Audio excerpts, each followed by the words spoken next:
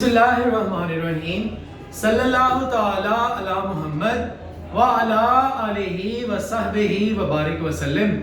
Students, हम लोगों ने बिल्स ऑफ एक्सचेंज के अंदर जो है वो अकोमोडेशन वाला पोर्शन जो है उसको स्टार्ट किया है।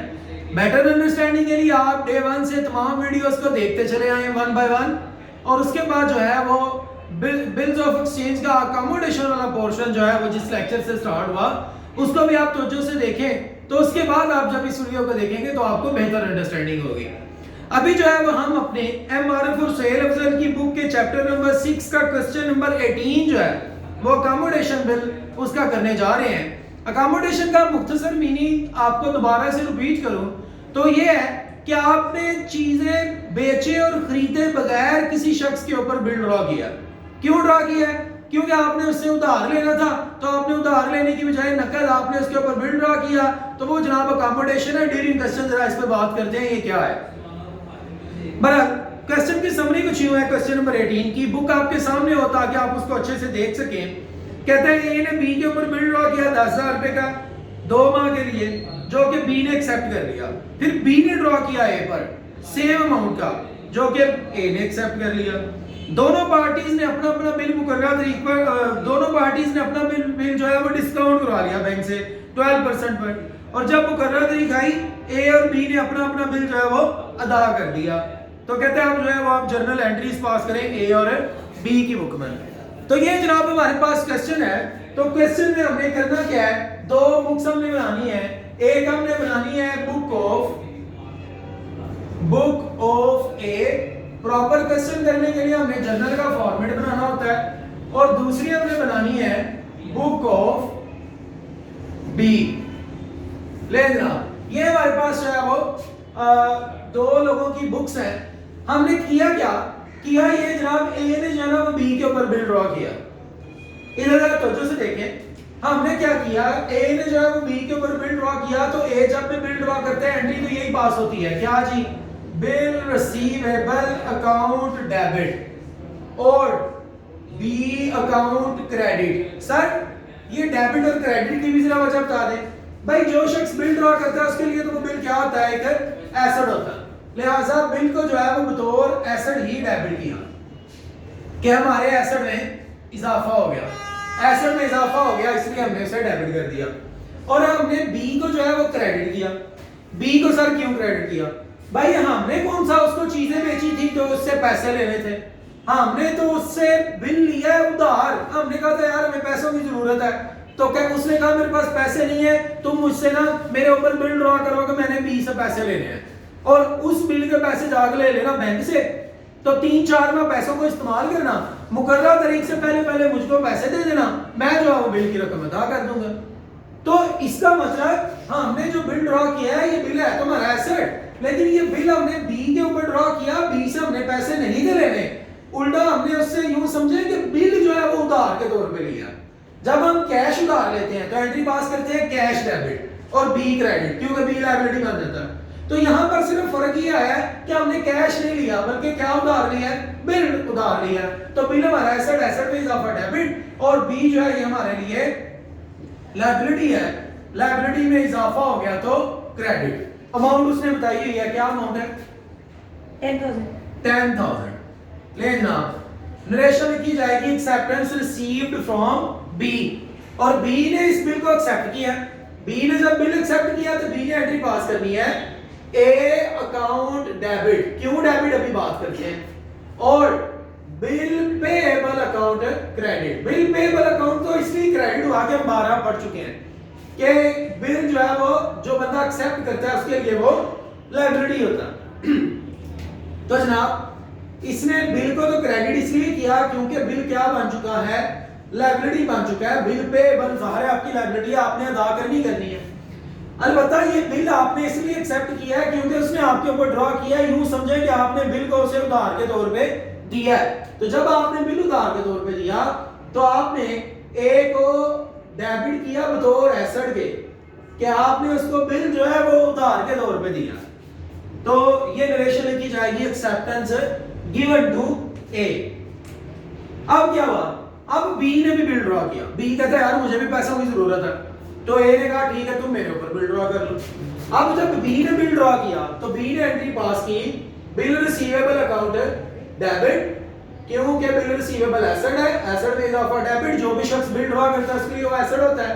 सेम अमाउंट है 10,000 के 12 10,000, लो जी सेम अमाउंट है, तो इसने भी जो है वो बिल ड्रॉ कर लिया 10,000 रुपए का। बिल रिसीवेबल एसेट, एसेट में इजाफा डेबिट, किसके ऊपर ड्रॉ किया है? ए पर, तो ए को क्रेडिट करेगा, ए अकाउंट क्रेडिट। ए क्रेडिट क्यों है? अब आपके पास यहां दो ऑप्शन हैं, दो बातें आप कर सकते हैं। एक तो आप ये कह सकते हैं कि ए को क्योंकि पहले बिल दिया था तो उससे पैसे लेने की बजाय उससे क्या ले लिया? बिल ही ले लिया मुतबादल, तो बिल जो है वो हमारा एसेट बन गया और ये जो ए एसेट था एसेट नहीं रहा। एक बात तो ये हो सकती है, और दूसरा जो है वो ये बात हो सकती है कि जनाब हमने क्या किया है, इस बिल के पैसे जो है वो ये हमने इसके पैसे लेने हैं, ये बिल हमारा एसेट है और ये हमने आरसी तौर पे उससे लिया है, उधार लिया है, तो यूं समझ रहे हो आपकी लायबिलिटी है। तो अब तो यू पीपल आप इसको कैसे समझते हैं? मेरा ये कहना है कि आप यूं समझ लें कि ए जो है ये आपका एसेट था क्योंकि आपने उसको बिल पकड़ाया हुआ है, तो आपने उससे पैसे लेने की बजाय उससे क्या ले लिया? बिल ही ले लिया, तो अब ए आपका एसेट नहीं रहा, एसेट में कमी हो गई तो क्रेडिट, और आपका एसेट कौन बन गया? बिल। बिल जो है वो आपका एसेट, एसेट में इजाफा डेबिट। इसने जो है वो बिल एक्सेप्ट किया है। अब ये क्या बात करेगा और किस तरह करेगा वो जरा देखिएगा। भाई ए कह रहा था मैंने बिल उधार क्योंकि उससे लिया है तो बी मेरी लायबिलिटी है, तो उसको पैसे देने की बजाय एक बिल एक्सेप्ट करके दे दिया। जब बिल एक्सेप्ट करके दे दिया तो जर्नल एंट्री पास होगी बी अकाउंट डेबिट, क्योंकि बी लायबिलिटी था, उसको पैसे देने की बजाय बिल दे दिया तो लायबिलिटी में कमी हो गई तो डेबिट, और उसको बदले में दिया क्या है? बिल। तो बिल अब आपकी लायबिलिटी है, आपने इस बिल की रकम अदा करनी है। ये रहे जी, ये नरेशन लिखेगा acceptance given to A B, acceptance जो है वो बी को जो है वो दे दी। अब आप जरा गौर करें तो ए के जिम्मे ये वाला बिल है, इसने पैसे अदा करने हैं, और बी के जिम्मे ये वाला बिल है, इसने भी पैसे अदा करने हैं। इसने भी 10,000 अदा करने हैं, इसने भी 10 ही अदा करने हैं, तो दोनों का मामला इस वक्त बराबर चल रहा है। दोनों ने अपना अपना बिल डिस्काउंट करवा लिया। अपना अपना बिल से क्या मुराद है? भाई ए ने अपना ये वाला बिल डिस्काउंट करवाया है क्योंकि बिल रिसीवेबल एसेट है, और बी ने अपना ये वाला बिल डिस्काउंट करवाया क्योंकि इसके लिए ये वाला बिल एसेट है। जब दोनों ने अपना अपना बिल जो है वो डिस्काउंट करवाया तो जर्नल एंट्री क्या पास हुई? जनाब जर्नल एंट्री पास हुई, बैंक में पैसा आया, पैसा एसेट, एसेट में इजाफा डेबिट। कितने पैसे आए उसकी कैलकुलेशन हमने करनी है। 10,000 का बिल था, कितने माह के लिए, कितने परसेंट पे? 12% पे। कितने माह का बिल था? 2 माह का। तो जवाब क्या आ गया? 200 रुपया जो है वो बिल की डिस्काउंट हो गई अमाउंट, तो 9800 रुपया आपको बैंक से मिला, और जो पैसे नहीं मिले वो आपने डिस्काउंट के तौर पे डेबिट कर दिया। कितना जी? 200 रुपया। और ये बिल जो आपका एसेट था, अब ये आपका एसेट नहीं रहा, एसेट में कमी हो चुकी है, तो आपने उसे क्रेडिट कर दिया। Bill discounted from bank. इसने जो है वो ये वाला बिल डिस्काउंट कराया, बिल रिसीवेबल। जब इस बिल को डिस्काउंट कराया तो ये बिल जो है वो इसके लिए एसेट था, अब एसेट नहीं रहा। क्यों? क्योंकि बैंक से पैसे मिल गए, पैसे मिले, पैसे एसेट, एसेट में इजाफा डेबिट। इसने भी सेम परसेंटेज पे करवाया, सेम अमाउंट है, इसलिए 9800 में मिल गया। 200 रुपया जो बैंक से नहीं मिला वो डिस्काउंट एक्सपेंस के तौर पे डेबिट, और ये बिल जो एसेट था, अब ये बिल एसेट नहीं रहा, एसेट में कमी हुई तो क्रेडिट। ये ना जनाब बिल डिस्काउंटेड फ्रॉम बैंक। अब आगे मुकर्रर तारीख। मुकर्रर तारीख आई, इसने अपना बिल अदा किया। इसने कौन सा बिल अदा किया? भाई जो ए के जिम्मे बिल है वो ये वाला बिल ए के जिम्मे है। ए ने इस बिल पे बिल को अदा कर दिया। ये बिल लायबिलिटी था, लायबिलिटी में कमी हुई तो डेबिट। जब लायबिलिटी में कमी हो तो हम एंट्री पास करते हैं bill payable account debit, liability में कमी हुई डेबिट, कैश पे कर दिया, कैश एसेट है, एसेट में कमी credit, bill on on due date. और बी क्या कह रहा है? बी कह रहा है मेरे जिम्मे कौन सा बिल था? तो भाई बी के जिम्मे जो है वो ये वाला बिल था, बी ने इस बिल को अदा कर दिया, ये लायबिलिटी था इसकी।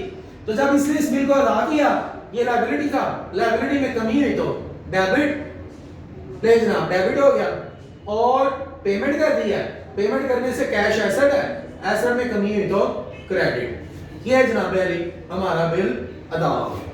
ये था हमारा आज का क्वेश्चन, बिल ऑन और ड्यू डेट। इसमें हमने सीखा क्या कि पैसों का लेन देन उधार के तौर पे हो रहा है, बिल का लेन देन विदाउट सेल और परचेज के।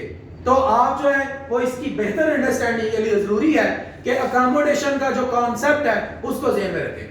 जब आप अकोमोडेशन का कॉन्सेप्ट ज़हन में रखेंगे फिर आपके लिए ये क्वेश्चन जो है वो इजी हो जाएगा।